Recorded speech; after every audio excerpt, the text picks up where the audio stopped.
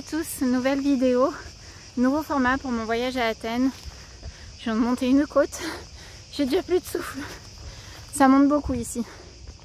Et je vous laisse profiter, et puis voilà, l'après en image.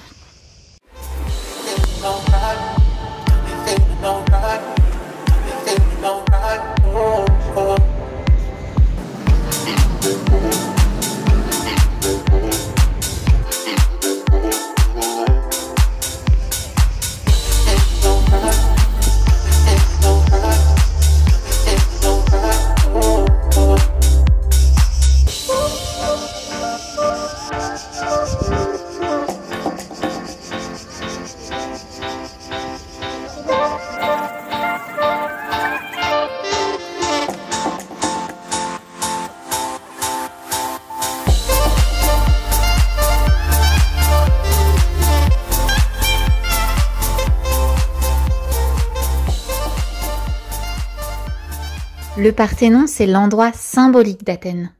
Ce que j'adore quand on visite la Grèce, c'est que souvent la mythologie dépasse la réalité.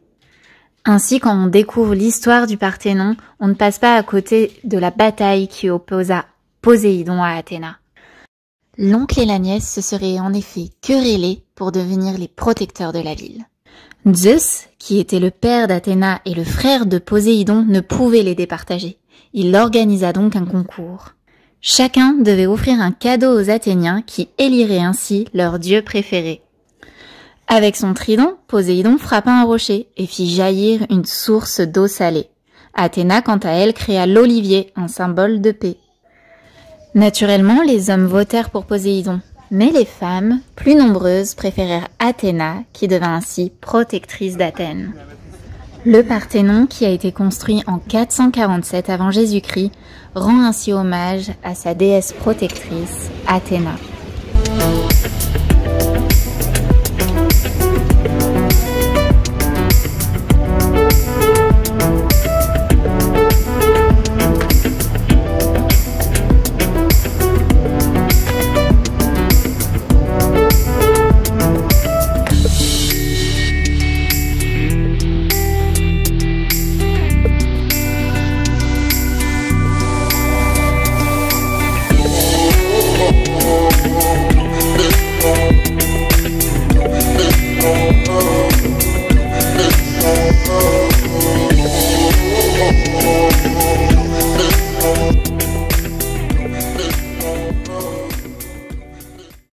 Dans la Grèce antique, l'agora désignait le lieu de rassemblement des citoyens et le marché de la cité.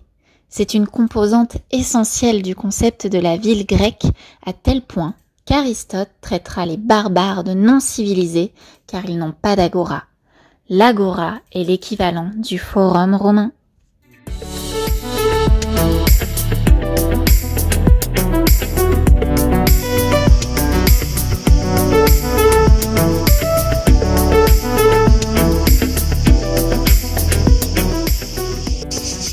Gavé chaud, j'en peux plus. On entend les cigales, il y en a partout, elles sont en boucan. C'est un truc de ouf quoi. Et devant l'agora, on retrouve le temple d'Héphaïstos. Dieu du feu, de la forge et de la métallurgie, Héphaïstos serait le fils d'Héra et de Zeus. Héphaïstos est laid, infirme et boiteux. On raconte que son père Zeus, irrité du soutien qu'Héphaïstos apportait à sa mère dans une querelle, le précipita du haut de l'Olympe. Dans sa chute, il eut les jambes brisées. Son épouse, Aphrodite, est très infidèle et trompe régulièrement son époux. Mais ironie du sort, le temple d'Héphaïstos est aujourd'hui le mieux conservé.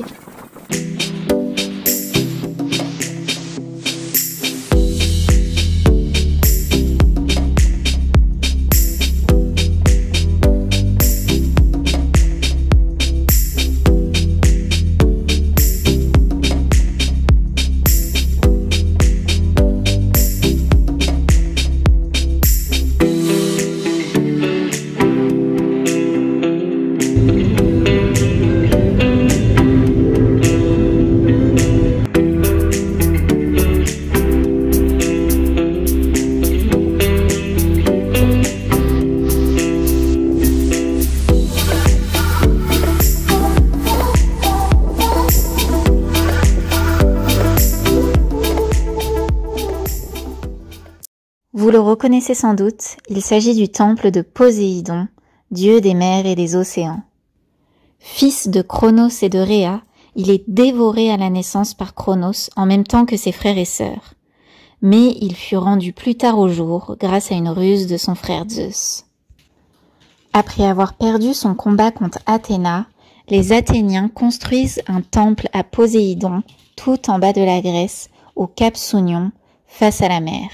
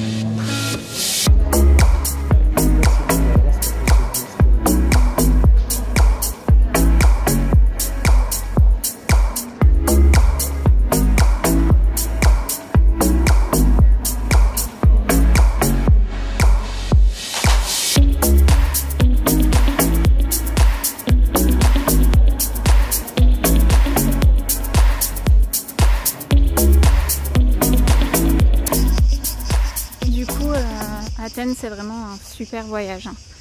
C'est une destination où je vous conseille d'aller. C'est vraiment très beau. Tout ce qui est bâtiments historiques de l'Antiquité grecque, etc. C'est magnifique. Et bon, il fait très chaud bien sûr, hein. Faut pas craindre la chaleur. Mais le paysage est très beau.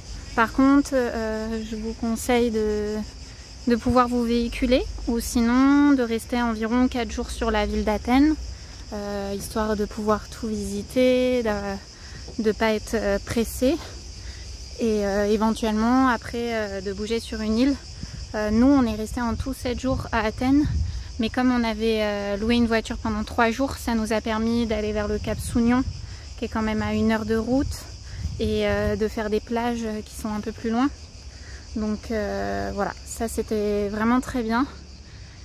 Et du coup on a bien pu profiter d'Athènes et je regrette pas parce que moi le but c'était vraiment de visiter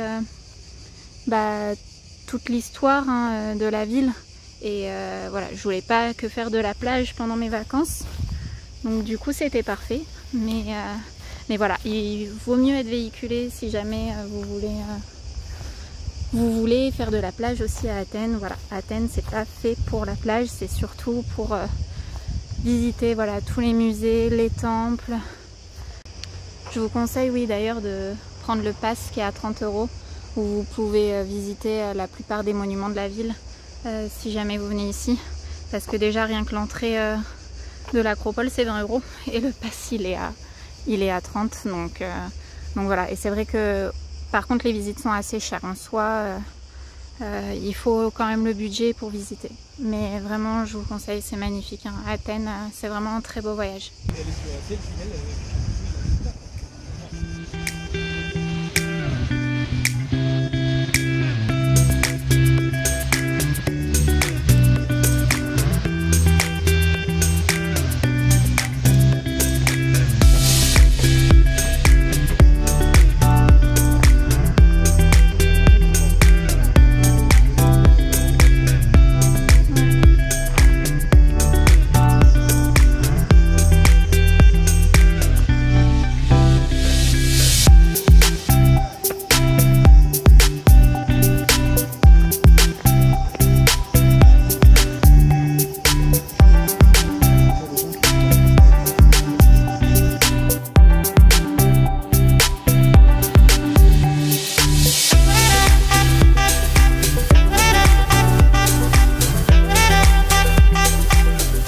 Ça y est, dernière soirée à Athènes. C'était vraiment un très très beau voyage, je vous le conseille à tous.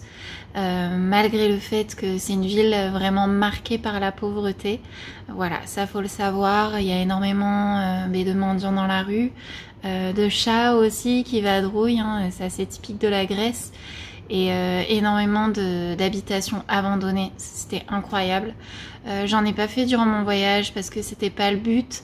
Et que j'étais seule aussi à vouloir faire de l'urbex, donc voilà, j'allais pas me retrouver dans des grosses bâtisses à l'abandon et éventuellement me faire choper par les keufs en Grèce aussi, j'avais pas trop envie.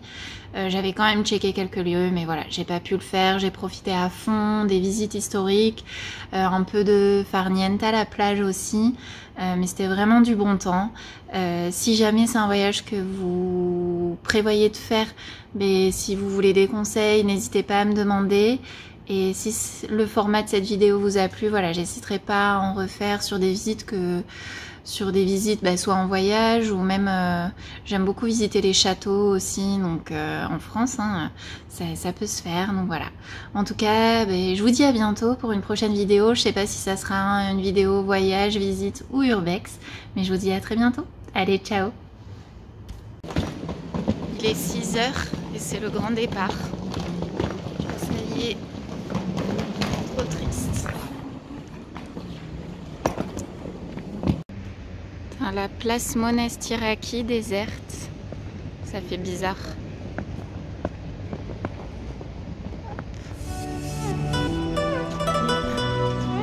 Dernière petite vue de l'acropole.